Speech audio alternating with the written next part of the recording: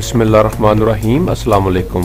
इंसाफ news room में खुश आमदीद। मैं हूं डॉक्टर मोहम्मद फ़ारूक।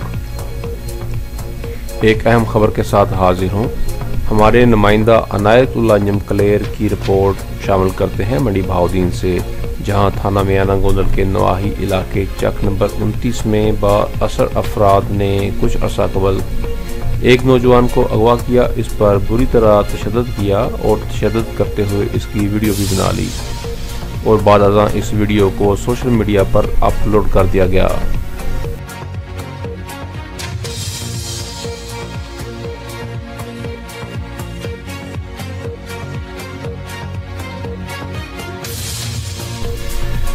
जिस पर डीपीओ मंडी बहाउद्दीन सैयद अली रजा बुखारी ने फौरी एक्शन लिया और एसएचओ थाना मियाना गोंदल साजिद महमूद भट्टी को खुसूसी हदायत दी, जिस पर एसएचओ थाना मियाना गोंदल साजिद महमूद भट्टी ने फौरन एक्शन लेते हुए 2 मुलजमान को गिरफ्तार कर लिया।